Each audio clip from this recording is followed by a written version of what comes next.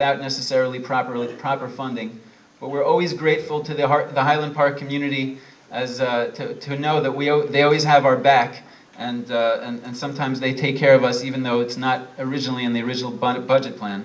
So we're very grateful this year to Yoni Cohn and to Kalman Fishman to help sponsor this RJX house, which is subsidizing the rent for these students. They're going to make Shabbos meals there, they're going to make onegs on their own, and Amir Tzashem, it'll be a safe haven for them to continue to get to that point Z, which we so dearly wish that they will reach. So when does it stop? When is our job as Mechanchim over? In this coming week's Parsha, Bahaloscha, it talks about the menorah.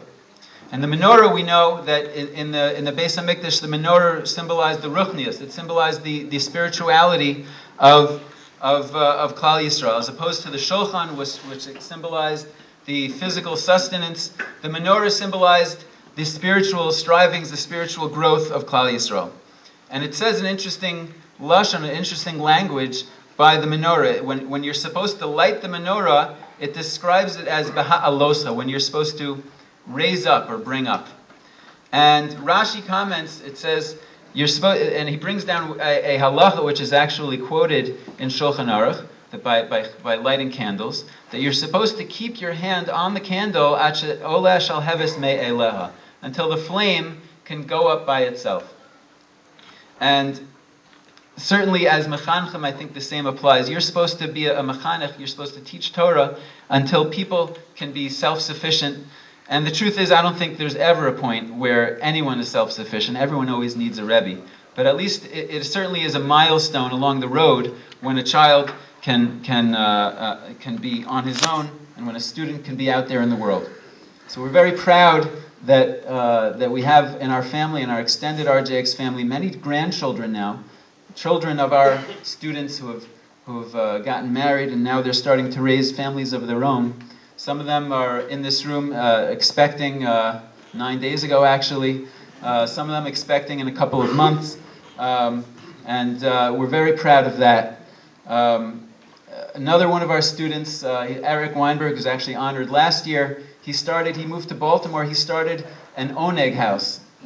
He has a house in Baltimore, and he makes onegs every week for all the singles in the Baltimore community, observant and non-observant, to come to participate in onegs and Friday night meals, and he has a whole operation going on over there.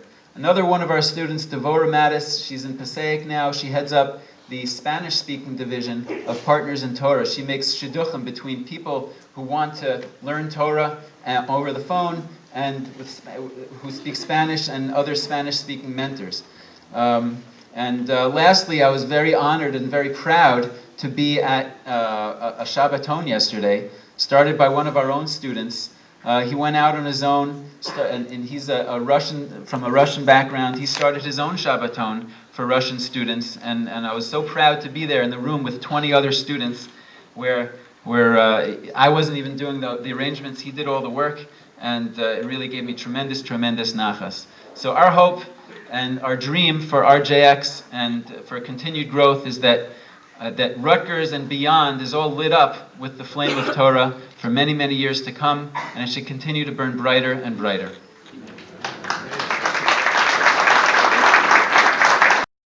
Name of Jordan Ledvina, and Jordan came to the RJX community somewhat skeptically, probably about 5 years ago, and I believe that Shira Kirsch was, I think, introduced Jordan to Rabbi Lewis. He agreed to participate in the Maimonides program, spend some time in Eretz Yisrael between his junior and his senior year, and then continued to the Sinai program and studied with our own Ira Krumholtz. And then he went off to learn in Eretz Yisrael. He spent not 1 but 2 years in Machon Shlomo. Interestingly enough, after that second year, he enlisted in the Israeli army. During basic training, I believe it was Erev Yom Kippur, Isudas HaMafsekes, he was asked to say something. So, b'makom shenish, he was pressed into service. He then went on to learn Safras And I believe that there were literally hundreds of Megillos on various army bases that he had to repair. He returned to the States, enrolled at MIT, and is in an MBA program, and he's also launched a software company, create educational tools. What's really remarkable about Jordan and our other honoree, which we'll get to in a few moments, is that they represent, and I hope that you'll all listen to this, the people who are attending RJX programs are by and large incredibly talented young men and women who are academically advanced and are continuing in their growth on many different levels.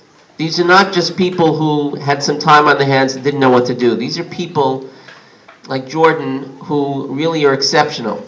I look forward to greeting Jordan here. If I can ask Jordan to come up and say a few words.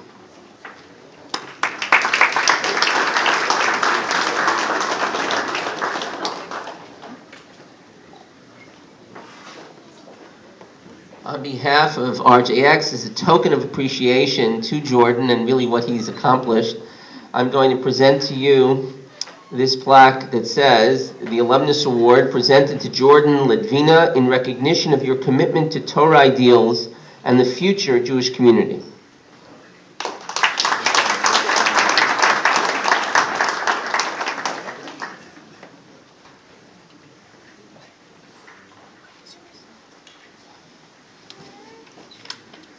Right. It was a very warm introduction, and there's a nice list of things that have happened over the past couple of years. I hope that the speech will somehow kind of paste some of the details together a little bit. I just wrote down a few ideas. This isn't exactly a prepared speech as much as I'd like it to be, so bear with me as we go along. Can everyone hear me if I just speak loudly enough? No? Okay, we'll go with the mic. All right. So actually, I still remember very clearly the very first time I met Rabbi Lewis. It was at the Israel Fair in the College Avenue gym. It was Shira Swartz that actually made the introduction. She said, "You have to meet this person." We'd previously gone on a birthright trip together, and she was like, "You have to meet this person. You have to meet this person." And so I went over to Rabbi Lewis, and he's like, "Hi, how are you?" He's like, "Do you ever think about being Jewish?" And, it was a very forward question, I thought, at the time, but I kind of coyly answered, well, maybe, whatever. I gave some very, sarcastic answers, but I tried to, we had a nice, amicable first meeting, and obviously there were subsequent ones, but, while I was playing coy, in reality, what he asked me struck a really deep chord, and I guess I'll return to that in a little bit. I mean, now is as good a time as any to kind of say thank you to and acknowledge that my parents came up all the way from South Jersey. Obviously, everyone in the Hyde Park Edison community, the Chavri Kollel, the Rosh Shiva, and everyone that's here. It's a big honor to be here before you, speaking before you, because I feel very much that I'm, in part a product of your influence. So obviously, with my parents and everyone here, it's a real honor. So. The introduction was correct. I am a product of the system. I am a RJX Mayor baby. I grew out of, I went to the Maimonides program. I did Sinai. I eventually went to Israel on a Mayor trip. Originally telling people that I was going primarily to pay for my airfare so I could do research at the Weizmann Institute over the summer. It wasn't necessarily to become more religious, but regardless of what I thought it was going to be, that's obviously not what took place. But these are just kind of like pegs in the wall. You go through a program, you go through a system, and it's a process. And now, okay, you're religious now, and you have you have this program to thank. But it's like I said, it's just biographical points. And unless I share, something that happened to me, I don't think that it would ever really do justice. So, it's. I'm going to just say this now. This is the first time I'm kind of saying this in public. I'm Jewish. And that kind of seems obvious because I'm wearing a kippah and I have tzitzis on, and this is a breakfast with bagels and lox and cream cheese. But the reality is that it wasn't always so obvious to me that was the case. I remember you know, actually my mom once told me, like this was actually already after I was in college, that, you know, when I was born in Jefferson Hospital in Philadelphia, the doctor that delivered me accosted her essentially and asked her, told her, you know, you should really not, like, you know, maybe you shouldn't have your son be circumcised. You know, it's kind of a barbaric process. It's outdated. There's no medical benefits to it, etc. And my mom told me, she said, you know, like, no way, like I'm not doing that. Like my son's Jewish, and when she told me that, it had a really profound influence on my life, and I really started to think about what it means to be Jewish, and yeah, and like it was only, you know, it was around that time, that's when I met Rabbi Lewis, and so when he asked me, like, you know, you ever think about being Jewish, you know, I didn't really answer him honestly, but the truth was, yeah, I was thinking about it, and you know, it stayed on my mind throughout Maimonides, throughout Sinai, and eventually when I went to Machon Shlomo, which, you know, I think is a first-rate institution for learning about Judaism, and kind of brought me to a deeper understanding of what it means to be a Jew, and it gave me a majestic vision for what Judaism actually is. And so, you know, it would be nice to think that that is the end, and that it's like this nice happy story, and it certainly sounds nice, but there's something that I really feel that's important to communicate to the community today, because I don't think you guys realize necessarily how important what you're doing is. You know, there were certainly fun moments in time. Like I remember the first time I went to the Krumholtzes for Shabbos, and you know, when you're not home for like many months on end, you know, Brower Kitchen Dining Hall is not exactly like, you know, tasty food. So like, you know, you just like have a really good time, you eat, and they put a lot of food on the table because you don't know that like a Shabbos meal is like, you know, that people are always putting lots of food on the table, so I just like kept eating.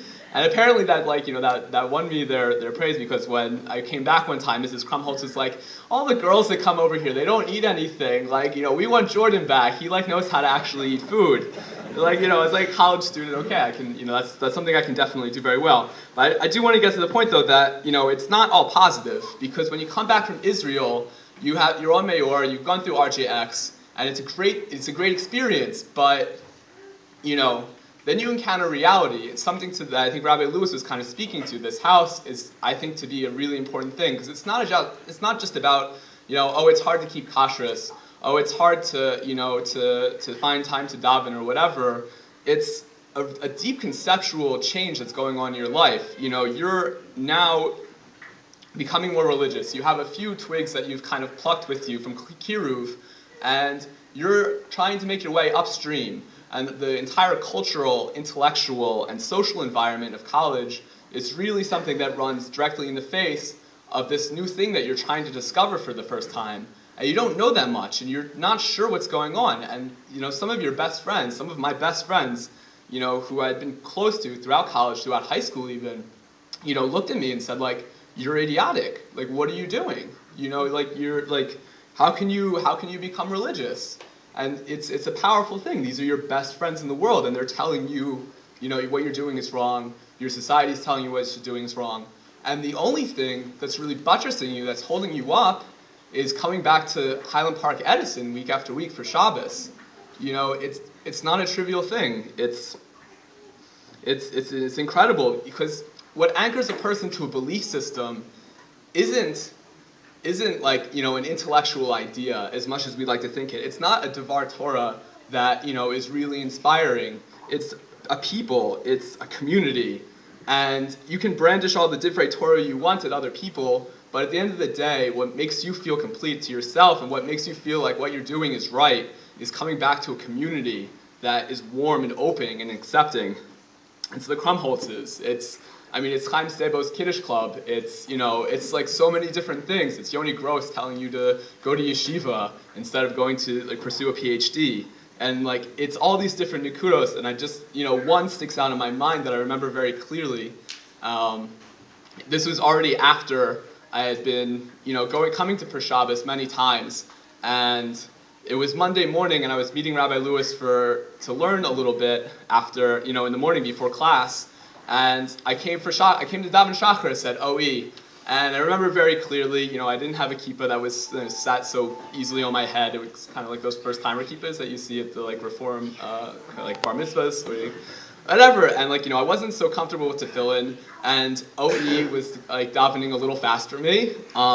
They still do actually, but I'm trying to take off this tefillin, and overcomes Rabbi Bilowitz, and he just he doesn't say anything, but he just gives me this that's all he needed to be said. With that one very potent syllable, I got there was a very clear message that came through. It was okay, Brower food not so good. So anyone can come for Shabbos. Your bed versus a mattress in Brett Hall versus a warm bed at a house in Highland Park. Okay, but to come Monday morning for Shacharis, that's something special. That notion of Jewish nachas, and that one is worth 1,000 divrei Torah. It's worth 1,000 experiences. It gives you the sense of warmth, the sense of okay, it's reassurance. It's I'm doing good. I'm doing the right thing, and so that's the Highland Park value add. That's what you guys bring to the table, and you make it possible for people like me to become religious and feel good about it. Because if you don't have a community, then you're off by yourself. And without the community, I mean, if it's emes, it's emes. Hillary Clinton said it very well. It takes a village to raise a child, and I really feel like that's what it's been for me. So if RJX is the ship that is steering Kiruv on campus, then Highland Park Edison is the engine room, and you guys are responsible for making this a well-oiled machine, and that's important. You need to understand that your support is absolutely critical if